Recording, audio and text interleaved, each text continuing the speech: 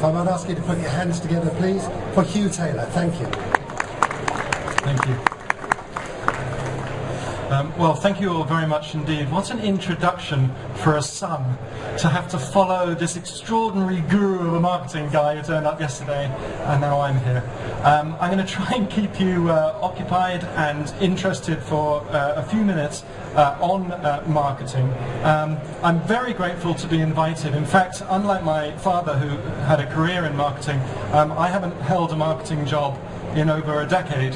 I was the Vice President of Marketing for Hilton, and prior to that ran 3 marketing departments, but then I went over to the operational side. I ran a division of Hilton at 32 hotels, including the Hilton Birmingham Metropole next door, which was one of our largest ones in the division. So it's nice to be back without having to look at the numbers and work out why on earth the place is empty. I'd also like to say that the aim today is to look back over a slightly shorter career than my dad's, 25 years, and see how the brands in particular have moved forward and how the marketing disciplines have carried on. I'm rapidly approaching next month a very large birthday, and it's not easy when you approach 30. But in the ensuing time, brands have developed enormously, and what I would really like to focus on today is how they have developed, not only in themselves, but in relation to differentiation and whether or not, as it says, they're standing out in a crowded marketplace, which is a good debate, I think, and I'd be very grateful if you have any questions. Please fire them out at me afterwards, and we can have a proper chat about it. The subtext to the heading of how to stand out in a crowded marketplace that I was given was to illustrate how effective targeted marketing can strengthen any brand and improve the financial performance of that brand. And so I think we'd like to start by defining what a brand actually is, because I'm not sure everyone appreciates that brands are not really brands in the vast majority of cases in our industry, and there are lots of reasons why that is the case. I want to consider the brand companies. I came out of Hilton, but of course there are many major brands around the world, and I want to examine why these brands are important to the industry, but more importantly, whether or not they genuinely hold a position that adds real value. And then perhaps we can talk about what they might do differently, or moving forward, how they might differentiate themselves. So let's start by bearing in mind a little bit of academic background on marketing, that we are a very specific industry in relation to marketing because we are a service industry, and there is a large amount of academic research between the service marketing and the product marketing of areas. And there is a big difference. And the main difference, if I was a manufacturer of toothpaste and I went out and marketed my toothpaste to everybody, I'd work out from the market research what customers want. I'd then produce the toothpaste, I'd package it, I'd make sure it was the right product, it cleaned your teeth, it looked good, it felt right, it was marketed and packaged correctly, I used the right agency to go out and communicate it. That toothpaste would then go onto a shelf. But from a marketeer's perspective, I'm then done until the purchase, until they come back. Then we find out whether they like it or not, and then we improve the products and move it forward if possible. We have a huge advantage in the hotel and hospitality sector because we are a service, which means that the consumption of the product, our service, and the purchase of that product is simultaneous. As a result, we have the ability to satisfy customers in a way that manufacturers of products simply cannot do. And that gives us a huge opportunity, a big window, to be able to say, right, what do you need to do to keep your customer intact? What do you need to do to satisfy the customer? Because as a service, a marketeer has a lot more opportunity to do so. And of course, when you go out to the brands, everybody talks about service. Service is number one, and of course it is. But it is very difficult to differentiate your product by claiming you have the best service. It just is very difficult. You may well do so, but from a marketeer's perspective, people need to believe it. And really the only way to do that is to experience it. But to me, that doesn't differentiate you sufficiently, because everybody says we offer the great service that you expect from a hotel. So, let's define a brand, and I've written it down for you. I need my glasses, hang on. Okay, so a brand. A brand is a product, service or concept that is publicly distinguished from other products, services or concepts so that it can be easily communicated and marketed. Okay? So the most important word in that sentence for me is distinguished. It is publicly distinguished. In other words, a brand has to be recognized. A brand has to say something that allows you to differentiate yourself, allows you to position your product or service in the market, and everybody will recognize it's the case. If you can't do that, that's a name. Not a brand, it's a name. It doesn't say anything about what you are. It then goes on. A brand name is the name of the distinctive product, service or concept, and the branding is the process of creating and disseminating the brand name. Now, if you go to BDRC, one of the main marketing research businesses in our industry, very well respected company, they will tell you that brands around Europe, maybe 120 to 150 brands. How many of us really believe we have 120 to 150 genuine brands that meet that definition? In my view, we don't. And that's because a name allows you to say, we exist. A brand says, not only is what this what we're called, but it also recognizes that we have a differential, a product that's out there. And the brand and a name has an in-between, which is a flag, which says we look like this as well. So you have a name, you have a flag, and you have what I would call a real brand. And when we come to talk about what a brand is, I would like to understand the difference between Hilton and Marriott. I'd like to understand the difference between Mercure and Ramada. I'd like to understand the difference between Travelodge and Premier Inn. In fact, that example is probably the clearest differential, interestingly, because of the way the two companies have moved forward, which is an interesting debate in its own right. Unfortunately, I only have 40 minutes. But it is very important that you say to each other, even the biggest brands in the world, like Hilton and Marriott, if you go and ask customers what the difference is, it will very much depend on their experience, on their recognition, and in which market. For example, in the UK, the Hilton brand is very different to the ones that you recognise internationally. And that's because my partner in Michelle's and Taylor, Sir David Michelle's, who's a very well-known hotelier and has ran Hilton for many years, essentially took what was an owning company of hotels, took the biggest brand in the world and put it on all his hotels. And if you recall, it wasn't just Hilton that he had. He had Stakis and he had Ladbrokes. And for anyone who's old enough to remember the Ladbroke hotels, there is a wonderful hotel called the Hilton in Watford. It's a terrific hotel. I ran it for a time. It makes a lot of money. It isn't a Hilton. But if I have the biggest brand in the world, I'll just put the name on the door. I can get 25% more RevPAR. Why not? And all the people piled in and got married there, and they made a great deal of money. He then went and sold the company, which is fine, got all the money to the shareholders, everyone was delighted, and now, would you believe it, we have a group of companies that own very few assets. IHG, one of the biggest hotel companies in the world, has over 5,000 hotels and probably owns no more than 6. As a result, they become brand companies. Now, I'm Hilton. I am now a brand company, and I have the Hilton in Watford. That becomes a problem, particularly when there are long management contracts and impossible leases that are complicating the situation even further. So when you look at the way brands work, you have to recognize that these brand companies have come from a position where they used to be owners.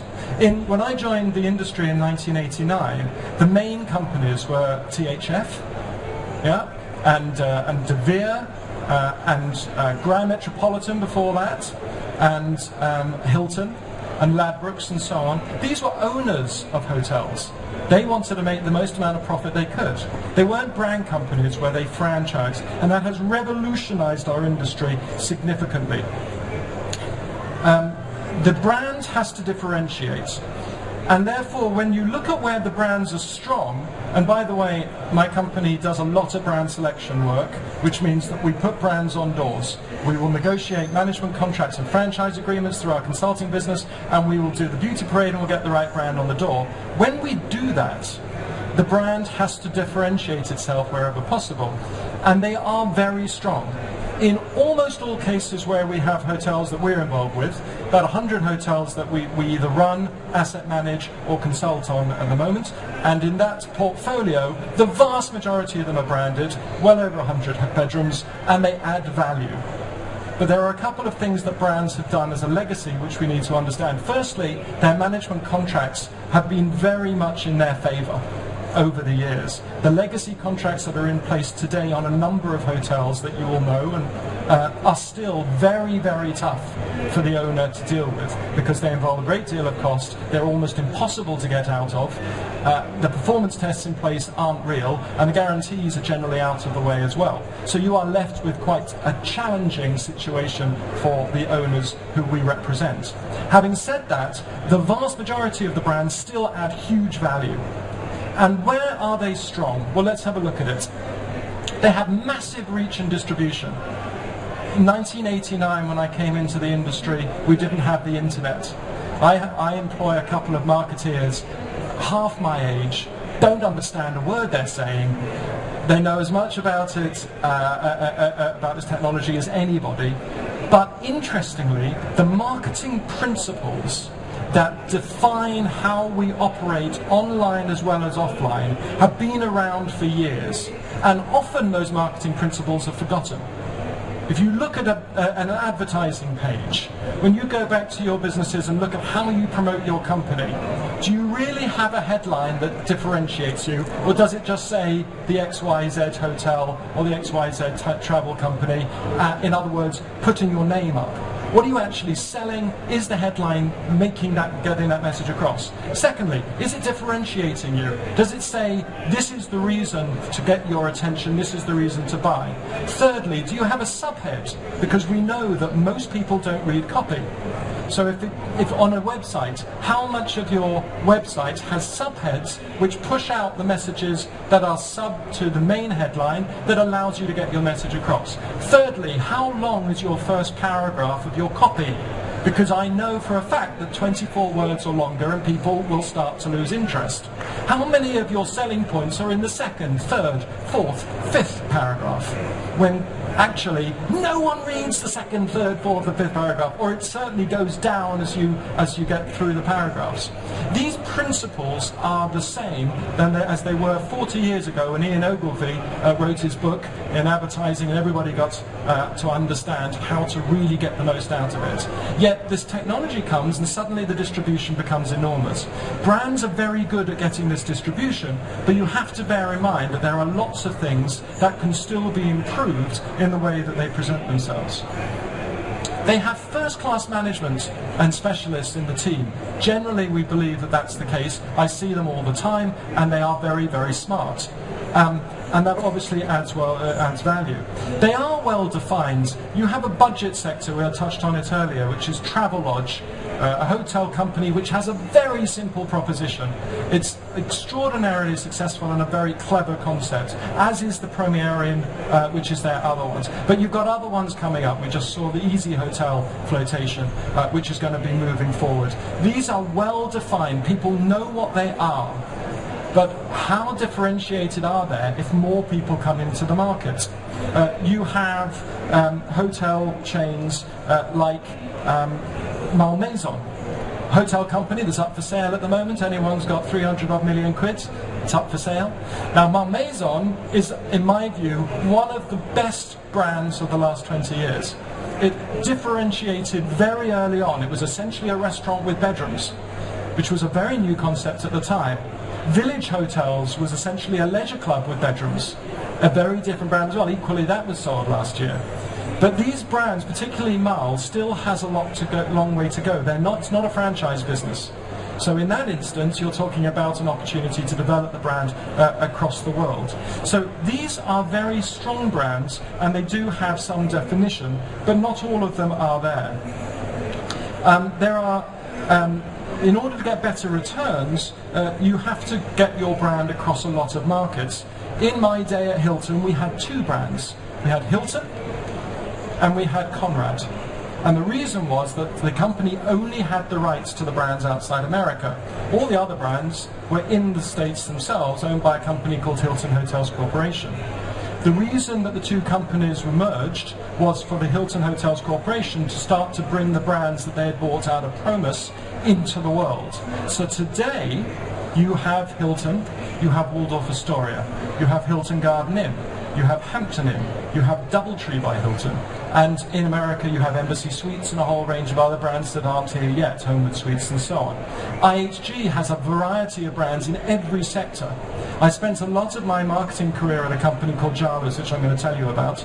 Jarvis Hotels was a brand name that we developed in the 90s, but at a time when Hilton and Marriott and others weren't in that mid-market. Now, Hilton are in there. Now they can put their brand on the door, add all the distribution that they can offer, which is very strong, and differentiate the product by getting to the customers in advance. That's very important. But in the 90s, that didn't exist. So the proliferation of the brands across the market is clearly a very important part of how they do it. It's much more sensible in relation to commercial terms for owners and the management contracts, as I mentioned, and I think that's a very important part. You then want to have a look at the way loyalty works. Loyalty differentiates, and it's very important to see how you use a loyalty program. Loyalty programs, and I imagine if I asked you to empty all your wallets and show me how many loyalty cards you would have a great many cards. In the hotel industry, that's the case. I carry Hilton, I carry Marriott, I carry British Airways and so on. But actually, what do you do with that data? We are an industry where legally, you have to make sure that the customer signs and says who they are. We have a legal opportunity to know everything about our customers, but we don't use that to the degree that we should. The brands are very good at loyalty programs. In my judgment, they are not as strong in relation to CRM. And you compare that, in my case, I would compare that to the retail sector, which is well advanced. I must tell you a quick story though. The Old Swan in Harrogate was a hotel that was owned by one of my first companies. The Old Swan had a marketing campaign which they thought was a brilliant idea on CRM. Every person that turned up for a short break holiday on the Friday would check out on the Sunday. At checkout, they would send a postcard back to their house for when they arrived home, which said, "Thank you very much for staying. Really enjoyed having you. 20% off your next stay," which they thought was brilliant. Unfortunately, a good proportion of the people who stayed at the Old Swan in Harrogate would be there on dirty weekends. So they were writing to the wives, telling them, before he arrived home, I would say, that he stayed at the hotel. You have to be very careful about how you do CRM. Targeted and efficient marketing is just as important as actually knowing who they are and what they want. And one other point on the differentiation, you have your star rating system. One of my non-exec roles in my career, I was chairman of Visit England, and we were in charge, of course, of the star rating system for England. And we spent many years trying to work out how to get the star rating system adopted by the brands. And in fact, in my time, they did pick it up to some degree. But of course, no one looks at stars anymore. What do they look at? They look at TripAdvisor. They look at what people say about them. They look at the pricing, and that should dictate the extent to which the hotel is there. We are in a transparent world. Pricing is transparent. What you see on the website is seen across the world. So you know how good it is or how not by the amount of imagery you get, how the website and the communication, and indeed by the brand awareness that brand gives you. And that's where it has moved a great deal. Again, needs to be differentiated. I would also say that W, which is a very big lifestyle brand, superb product, and if you looked at Virgin, who clearly have a brand track record second to none, in the hospitality sector. I don't know if anyone saw the documentary on Necker Island a couple of weeks ago, but it was really eye-opening as to how they look after their customers and how they differentiate their product. And I certainly think that these companies do it very well. But I would take you back to the main thrust of the industry, the people who really dominate the players, and how differentiated they actually are, and how they stand out in a crowded marketplace. Jarvis Hotels was a chain of hotels. I think there were 60 of them. We floated it in 2004, I think, 2006 maybe. And in that time, the hotel chain worked very well. And Jarvis was a brand that had no marketing budget. I was marketing director. I think I had about £1.5 million, and we went out into the market and tried to get the brand built. And in the 1990s, we did this essentially by bringing the brand to the marketplace by using other people's distribution. And you can still do this. Now, do please translate this into modern technology, because I'm only going to give you the principle, not what you can now do online, because I know you'll be able to do that yourselves. But in Jarvis's terms, we went out to M&S and said, we'll give you a discounted short break linked to your financial services cards if they buy X amount on your card. And they took that on, as a result of which they promoted it in store. I had Jarvis everywhere, and we made a great deal of money on the people coming off the back of that promotion. We ended up, on flotation, we had to actually add up how many pieces of promotional material of other people's material the Jarvis brand appeared on over this year that we floated, and we worked out we were on 145 million pieces of print. Now, in a million years I couldn't have spent that money, but by getting on-pack promotions, by getting third parties always bigger than me, I did deals with Tesco's, with Saga, with anyone that was bigger, because Jarvis was a small company and I needed the brand to go out as much as possible, and it delivered a significant amount of awareness. When you're going out into a crowded market, you want to get your brand and your company above the parapet as much as you possibly can. One of the promotions we did was with the Premier League. You see the money that people spend nowadays on football clubs and on the promotion and advertising within them. I know nothing about football, I support QPR, but the amount of money that people spend is obviously very significant. I did a promotion in the 90s where I offered a weekend break at half-time to the big Premier League clubs, and it was under somebody's seat. And they announced it over the tannoy, and the logo came up on the screen. Didn't pay anything for it. I offered the weekend break. And we were on 12 of the 20 clubs at the time, and obviously we got a lot of exposure through that as well. There was a weekend in the period we were there when there was no news in the world. I had done a deal with Nintendo, bigger brand. Jarvis was a small brand, Nintendo was a big one at the time, and this is before you could play games on the telly in the hotel. And I wanted to try and find an angle, so we got Nintendo to give us Game Boys. Remember the Game Boys? Yeah.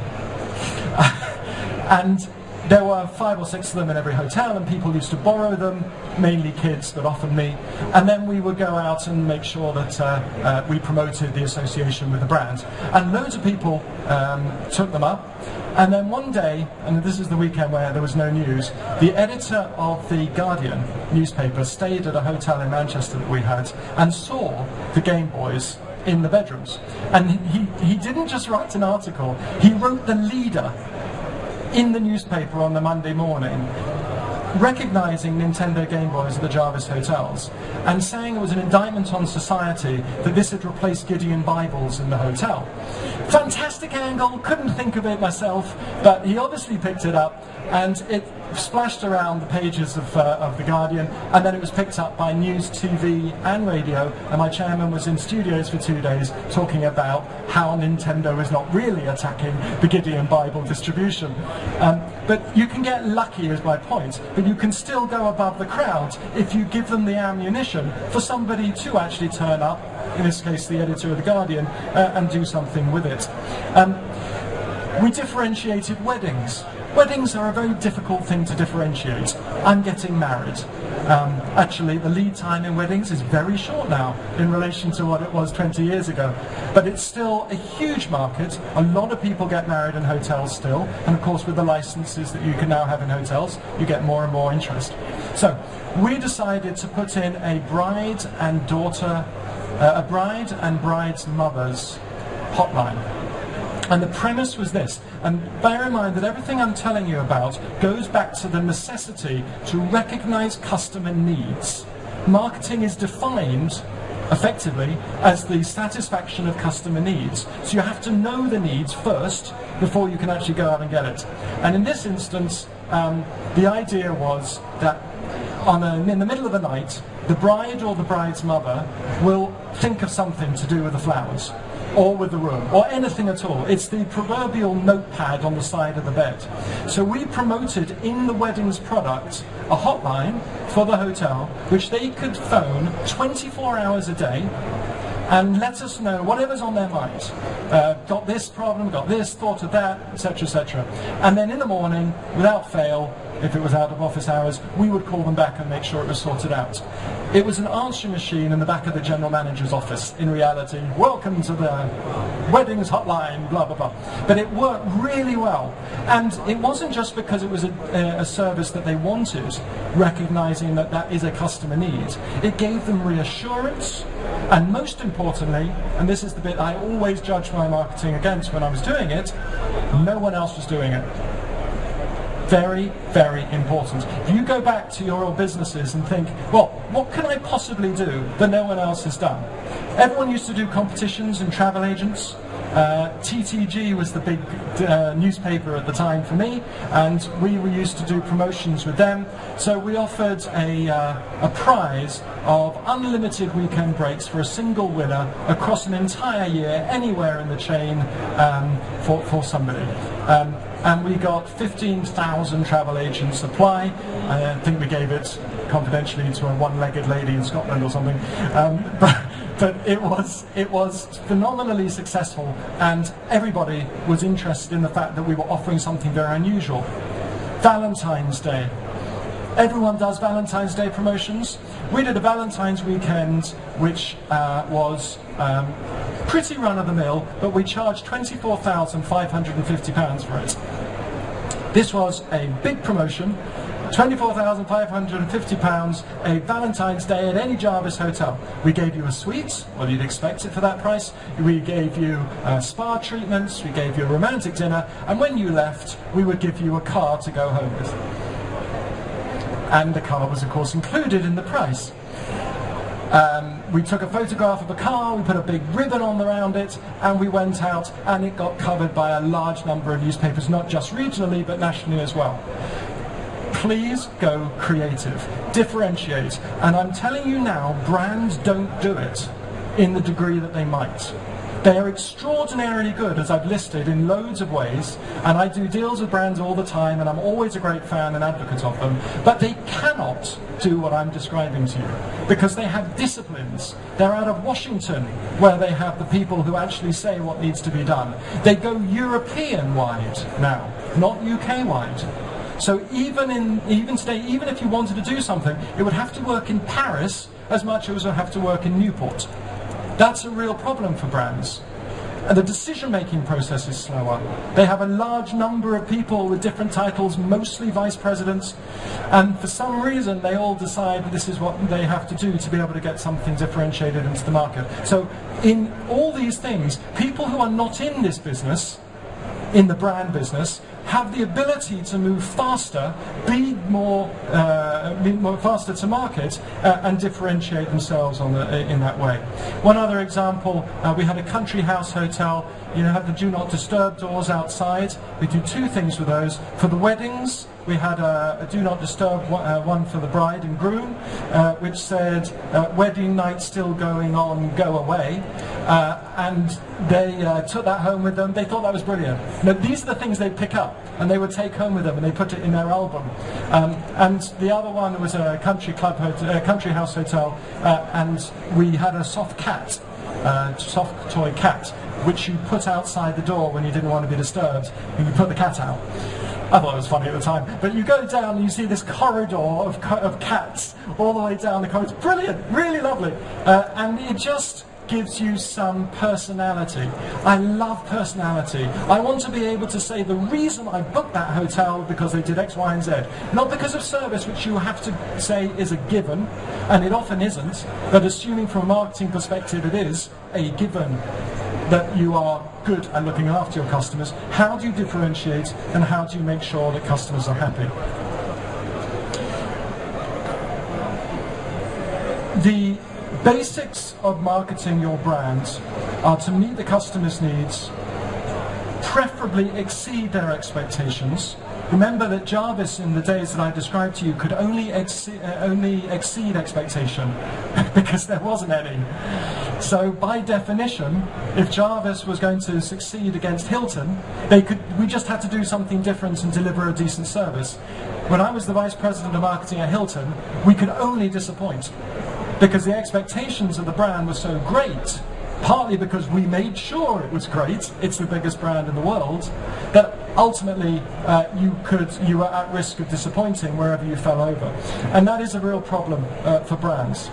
You have to make sure you price correctly. The whole area of yield management is another subject which we can go into at any time, but really the advances of pricing and yield management and the systems behind that are so significant that you can actually, it's gone off, you can actually differentiate yourself through pricing strategies and being smart, and I've often done that. But bottom line, hotels are fun. Hotels need to be differentiated, and don't worry about it. And hotels need to make sure that they separate themselves from the competition. A couple of other things that you can do in the hotel itself. The best way to make money, if you think about selling, is often deemed to be go out and get customers.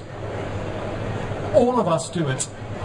You have national sales teams, international sales teams, sales blitzes. Hate sales blitzes. Sales blitzes suggests that you're not actually selling all through the year, so you have to draw a line in the sand at some point and decide to sell. Actually, if your systems are right and you're doing what you're supposed to do, you don't need a blitz because you're doing it anyway. But let's assume you're in the market and you're trying to engage new customers. I'm telling you that that's the fourth best way of getting sales. And I want to fathom a guess as to what the first best selling opportunity is for a hotel. Sorry? Repeat customers. Even before that, actually that's the second one. It is the conversion of inquiries. Yeah? I phone the hotel and say, I want to stay with you. Well, that is your best sales lead you can get. Average conversion rate in the UK in a hotel? 30%. 30% conversion. Now, if I can get that to 35%, that's 5% of a large amount of money. Ideal in businesses that are very large, but even in small hotels, it makes a massive difference.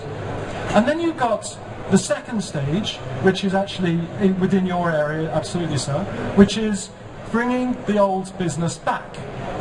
Before you do anything else, go and find out who else is out there that have used you in the past. Every conference office has years of inquiries going back a long time. One, are the inquiries being looked after correctly? Do you know that they're being logged? Do you know the reason why you lost the customer if they were coming to you? And then you've got to go out and bring them back. If you go into a hotel today, into their conference office, I challenge you to find any hotel who knows, qualifies and has worked out exactly what is out there from people who have used you in the past, and you're qualified and you know when to chase them. If I get an inquiry in February and it's a repeat piece of business, am I going back to them February the following year if I haven't heard from them and say, can I speak to you? That's why I don't like race days or blitzes or whatever, because if the blitz is in April and the guy is supposed to have been chased in February, my system's broken. So the whole premise of the second element of sales is going after the existing business, people who have been with you before. Before you go and look for anyone else, remember the people who you're going out to for anywhere else is essentially as someone who knows nothing about you. The most difficult sales technique of all. Let me tell you about our company, even though you know nothing about you. Yet 60-odd% of everyone who phones a hotel does not stay in it, and the people who have stayed with you in the past are not chased, looked after to the degree that they might. The third area is new business from existing customers. So IBM has used me in the past, but only in that office. How many other offices are there? How many people within IBM can you get them to talk about that will tell them about your hotel? Again, before you do anything else. And then the fourth one is the new business, which of course everyone is very focused on. Differentiating yourself, if you chase and build up relationships and get to know them very well, to the degree that you might, you are in effect differentiating because most people don't do it. The other one is receptionists, who in my view are the most powerful salespeople in the country. If I go into a garage and I buy my petrol, I cannot give them my card without being offered a Twix. I don't know why, but these are people who are brilliantly trained. I mean, they are basic skill set individuals who have to look after customers as they come in, and what they do is they are selling. Are you a member of this loyalty card? Do you want to have a Twix? I've got this, you got the crisps, how about the drink? Right? They do this all the time. Go into a hotel, check in on a standard rate to a standard room, when the hotel has still got rooms to sell, which is executive upgrade, and see how many of them say, "Sir, for an extra 20 quid, just got this room sorted out. Would you like it?" That £20 goes straight down to the bottom line. That's pure profit. You do it some of the time, but you don't do it all the time. And I asset manage over 75 hotels in this country. I mean, to oversee managers, mainly Hilton, IHG, Marriott, Residor, and so on. And if you go in, they all have incentive programs for their receptionists to try and get them to upgrade. In my view, it's a sackable offence. Why is it an option for them to upgrade? By definition, as much as you are comfortable in smiling and giving them your key card, you should be, by definition, looking at how many rooms you've got upgradable, still available, and if somebody comes in not in an upgradable room, you say, "I've just got a new room, it's 20 quid, do you want it?" Of course, we have to incentivize them to do this. It shouldn't be an incentivized base in my view, and I've had many discussions with brands over the years on that. But that seems to me to be a very easy way of doing it. I'm conscious that I want to leave time for questions, so I've covered quite a bit. I'd like to end on a story that I've always loved, which has nothing to do with hotels, which I hope you'll enjoy, and it's absolutely true. And this is the archetypal differentiation story for a marketeer. Many years ago, there was a product called a Cabbage Patch doll. Hands up who had a Cabbage Patch doll. There you go. Thank you, madam. Everybody had them. I mean, really, everyone had them in the 80s. They were these individual dolls with individual faces and personalities. They came in a box, beautifully presented, with a birth certificate. Do you remember? And they would say, this is the name, this is the birth certificate, this is when you got it, and so on. And it was a craze. Whatever today's craze is, I have 4 children, I can't remember what the latest craze is, but in those days it was a Cabbage Patch doll, and all the kids had one on their beds. So the story goes that a lady went to Selfridges to queue up on Christmas Eve to get a Cabbage Patch doll. And she queued and she queued and she queued, and then eventually she got in. She managed to get, no jokes, the last one in the shop on Christmas Eve for her daughter. She was delighted, it was fantastic. She took it home, she wrapped it up, she gave it to the child in the morning. Her daughter was delighted, started playing with it. The story then goes that about 3 hours later, the head fell off. Well, she was really upset. I mean, you can imagine this huge craze. She'd waited for hours outside Selfridges. She gets the Cabbage Patch doll. It had a birth certificate. It has a personality. It had an individual face. You know, if you got a birth certificate, then that's a real child as far as the child was concerned. And she brought her home, and her head fell off. So she was furious. She didn't go back to the store. She went to the Daily Mail. True story. And she complained to the newspaper and said, it's a con. These are rubbish. These dolls, absolute rubbish. And you know what the manufacturers of the Cabbage Patch doll did? They sent her a death certificate. Absolutely true. They got massive publicity. It was all incredibly up there, and ultimately they turned it around. But the differentiation of that product was absolutely first class. I love that story. Anyway, thank you for listening. I hope I haven't spoken for too long. I think it was Willie Whitelaw, Lord Whitelaw, who said that he didn't mind his audiences glancing at their watches every so often, but he did object if they started shaking them to check they were still working. Thank you very much.